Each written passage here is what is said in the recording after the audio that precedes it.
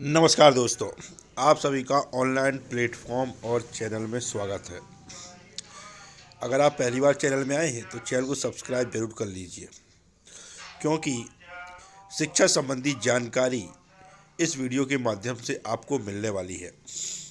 तो जैसा कि आप स्क्रीन में देख ही सकते हैं कि लोक शिक्षण संचालनालय और शिक्षा मंत्री जी के बीच सीधा संघर्ष। जानिए क्या है मामला, कैसे हो पद वृद्धि। तो बिल्कुल आपने सही सुना। और अब यह खबर कितनी सही है, कितनी सही है, इसकी जानकारी तो नहीं है, लेकिन एक अखबार में यह खबर प्रकाशित हुई है कि लोक शिक्षण संचालनालय और शिक्षा मंत्री जी के बीच सीधा संघर्ष हो रहा है, चालू हो गया है। अब पूरा यह क्या मामला है, अभी वीडियो में आगे मैं आपको बताने वाला हूँ। और पदवृद्धि को लेकर अभी आपने देखा विधानसभा में शिक्षा मंत्री जी से सवाल भी पूछा गया था, और उसको लेकर शिक्षा मंत्री जी ने क्या जवाब दिया यह भी आपको मैं वीडियो के माध्यम से बता चुका हूँ। तो देखिए क्या है पूरा मामला लोक शिक्षण संचालनालय और शिक्षा मंत्री जी के बीच सीधे संघर्ष का। तो यह आप देख सकते हैं कि यह एक खबर प्रकाशित हुई है ना। भोपाल समाचार अखबार पे यह खबर प्रकाशित हुई है ना। तो क्या है पूरा मामला, देखिए कि स्कूल शिक्षा मंत्री और लोक शिक्षण संचालनालय के बीच सीधा संघर्ष।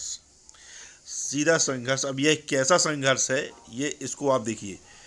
मध्य प्रदेश में स्कूल शिक्षा मंत्री और लोक शिक्षण संचालनालय भोपाल के बीच में सीधा संघर्ष शुरू हो गया है। यहाँ संचालनालय से तात्पर्य संचालनालय के सभी अधिकारी हैं। लोक शिक्षण संचालनालय के अधिकारियों का कहना है कि स्कूल शिक्षा मंत्री विभाग की आंतरिक और दैनिक गतिविधियों में बहुत ज़्यादा हस्तक्षेप कर रहे हैं, जबकि स्कूल शिक्षा मंत्री का कहना है कि मेरी मर्जी के बिना डिपार्टमेंट में पत्ता भी नहीं हिलना चाहिए। अब यह खबर कितनी सही है कितनी गलत है यह जानकारी तो नहीं है, लेकिन यह खबर सामने निकल कर आ रही है ना। तो अगर ऐसा संघर्ष हो रहा है ना अधिकारियों और मंत्री जी के बीच, तो यह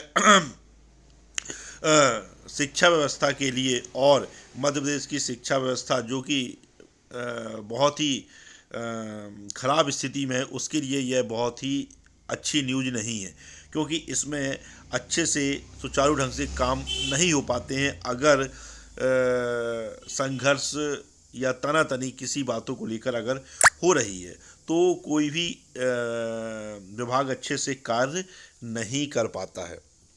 तो आपने देखा कि आपने पूरी खबर को देखा सुना कि किस प्रकार स्कूल शिक्षा मंत्री और लोक शिक्षण संचालनालय के बीच सीधा संघर्ष है।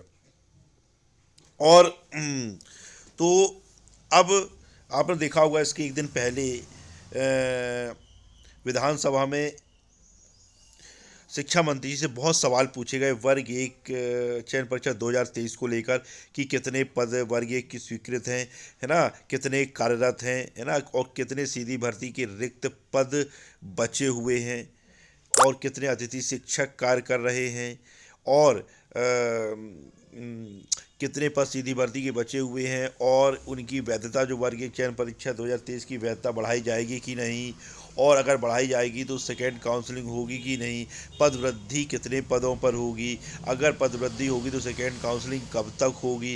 इन सारे सवालों के जवाब यह सारे सवाल पूछे गए शिक्षा मंत्री जी से, और शिक्षा मंत्री जी ने लिखित में इसका जवाब भी दिया है। मैंने आपको बता चुका हूँ, है ना, कि उन्होंने सीधा जवाब भी लिखित में दिया है कि सीधी भर्ती के कितने पद हैं, बैकलॉग के कितने पद हैं, कितने पद स्वीकृत है ना। लेकिन कुछ डाटा में थोड़ा सा भिन्नता नज़र आ रही है ना।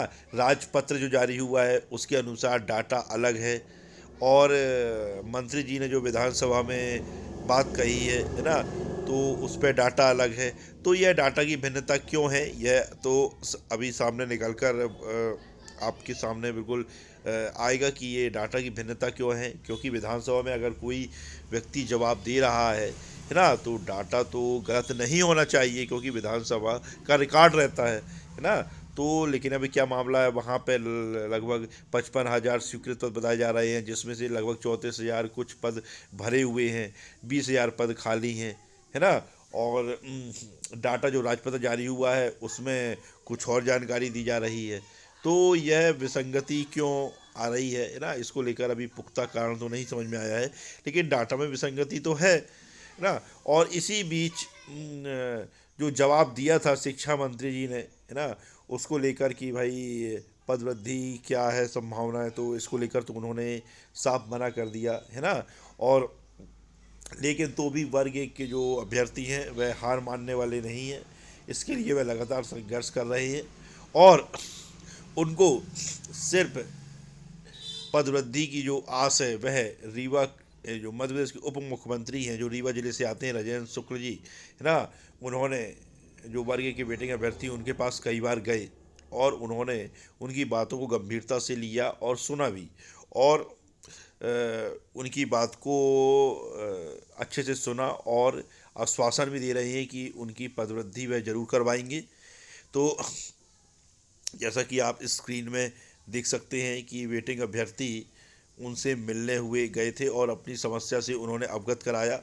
हाँ, लेकिन वेटिंग अभ्यर्थी जब जाते हैं वहाँ पे तो डाटा को सही प्रकार से रख नहीं पाते हैं। डाटा को आपको अच्छे से रखना चाहिए और प्रमाण के साथ जब उनसे बात आप करें तो डाटा को सामने लेकर बात करें, क्योंकि आप उप मुख्यमंत्री जी से बात कर रहे हैं, है ना। तो आपके पास डाटा होने चाहिए, कितने पद स्वीकृत हैं, कितने में भर्ती हो गई, कितने बैकलॉग के हैं, है ना, कितने लोग परीक्षा में शामिल हुए थे, कितने पास हो गए, है ना। तो ये सब जो डाटा है ना, और भर्ती कितने पे आई थी, है ना, और पुरानी भर्तियां कितने में आई थी, पूरा सिस्टमेटिक ढंग से बातों को अच्छे से रखना चाहिए और बिना झिझक के रखना चाहिए, बातों को शालीनता से रखना चाहिए, है ना। क्योंकि कागज बोलता है ना, कागज ही बोलता है। अगर आपके पास प्रमाण है तो कागज ही बोलता है। तो और फिर से बहुत ही जल्द, है ना, रीवा का फिर से प्रोग्राम मनाया जा रहा है। तो सभी वेटिंग अभ्यर्थी जितने भी हैं वह अधिक से अधिक संख्या में रीवा पहुँचे, क्योंकि शिक्षा मंत्री जी ने तो विधानसभा में बिल्कुल इनकार कर दिया है। लेकिन अगर आपको पदवृद्धि चाहिए तो रीवा आप अवश्य पहुँचिए और अधिक संख्या बल के साथ पहुंचिए, जिससे कि जो आपकी मांग है वह शिक्षा मंत्री उप मुख्यमंत्री जी को लगे कि यह समस्या बहुत बड़ी समस्या है, प्रदेश व्यापी समस्या है, तो उसको वो और गंभीरता से लेंगे और आपकी पदवृद्धि के लिए वह जरूर प्रयास करेंगे और सकारात्मक प्रयास करेंगे और पदवृद्धि बिल्कुल होकर रहेगी। सभी लोग रीवा अवश्य पहुँचें।